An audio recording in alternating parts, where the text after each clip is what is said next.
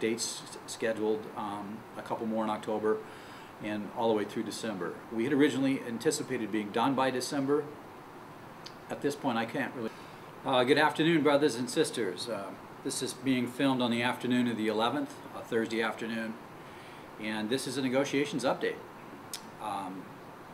We've met with the WTA half a dozen times now in substantive negotiations, and we're getting to the delicate part, the part that isn't much fun. Actually, no negotiations are ever any fun, and this is absolutely no exception to that rule. In fact, things are probably less fun, if you can use the word now, than they have been in my entire union career. To sort of catch you up to where we are, I want to back up a step and reiterate some of the history that we've had with the WTA recently. I'm sure you remember, those of you that were here then, a year and a half ago, we were in very tense negotiations with the WTA regarding our medical benefit, which was in danger. And at that time, we made some very painful choices that preserved our self-insured plan and continued to offer us a robust and extremely high-grade medical plan that we often depend on with our very lives. This is an incredibly important benefit. It's a major reason that we work here, many of us. And we were successful in modifying the plan somewhat so that it gained some life when it was seriously imperiled. But we did so at a very large cost. We took it on the chin. My family is no different than yours. We are writing a lot of checks to a lot of doctors' offices and clinics, and checks that we never used to write, but we are now. So that was then. This is now.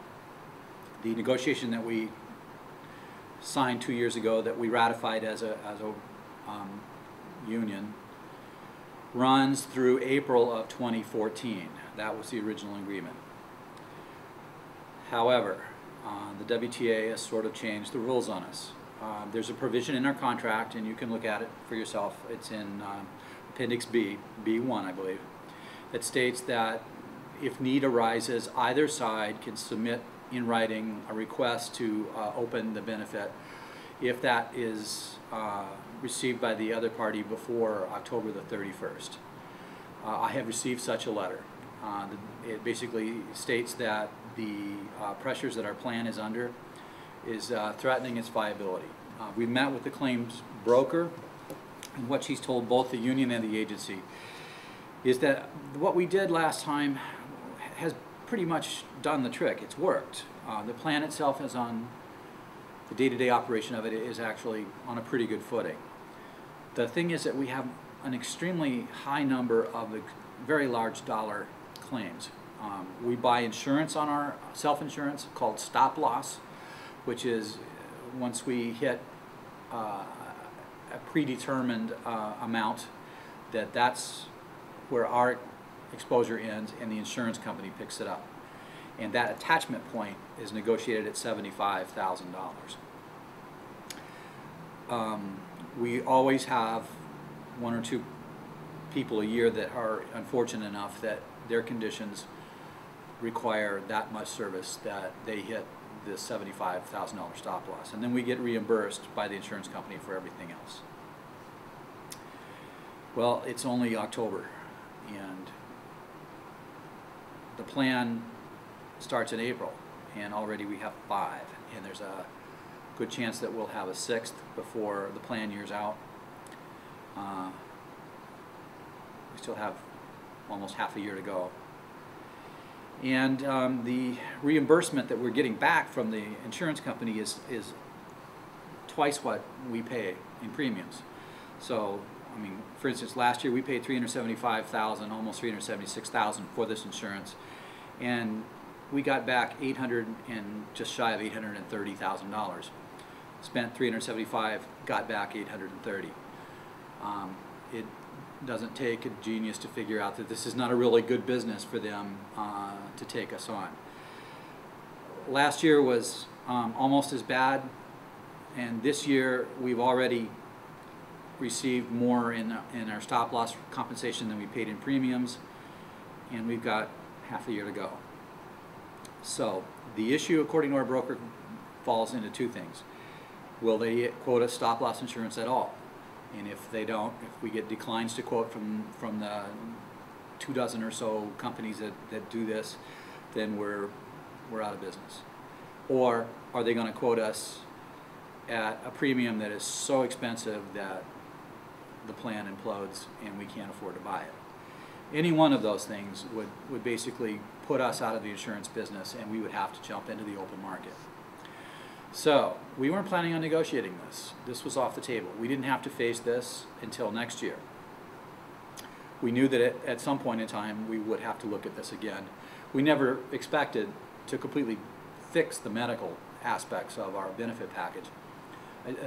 Medical's broken for everybody nationwide, but we were hoping to buy more track than this. And we certainly weren't planning on having this be a substantial back and forth item on the negotiation table, but it has developed into that anyway. The agency says that there's no way that they can talk about any kind of compensation enhancements without knowing what the future of the medical plan is and having some feel for their largest expenditure. This is the largest line item expenditure in their budget. So we're basically being held hostage. Now all this came about on the basis of 2 months of bad data, and their bad data meaning very high claims. 2 months. And now they're projecting out years, 3 and 4 years, of costs increases to the medical. What we were all told just weeks ago was 10%, and they built it into their budget. Now they're talking about 20%, and their hair's on fire. So let me tell you what I don't really know. That's sort of what I do know. What I don't really know is exactly how legitimate this issue is at this point in time. It is not lost on me any more than it is on you, I'm sure, that this is a very odd timing for revelations like this, when we were just getting into the formative meat of the negotiations. It doesn't smell very good to me either. Secondly, I don't understand, and I am just a layman, I drive a bus, I'm not an actuary. I don't understand how you can make multi-year projections based on 2 months of data.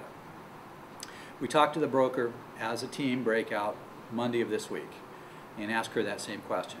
And she told us that this was her best take on things as of now, and smoothed out over a 12-month period of data.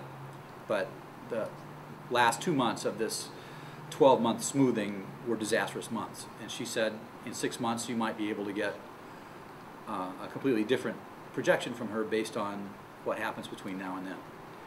And that's well and good, except we go out into the stop-loss market for the next year of our plan in February.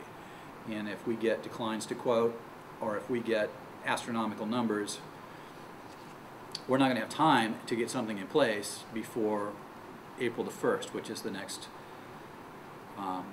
beginning of the next plan year. So we're kind of screwed. We're looking at having to make serious decisions in the absence of long-term data, even if they're just conditional ones, and the rest of the negotiations is being hijacked by this issue, and we can't talk about, the WTA won't talk to us about raises or anything in the absence of a resolution to this issue.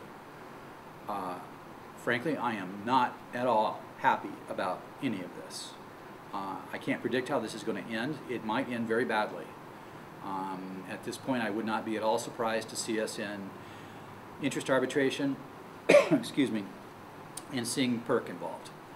We could well go there. I'm willing to go there. We have a legal fund that's very robust. We built it up for this exact same reason. And if we need to use it, we need to use it.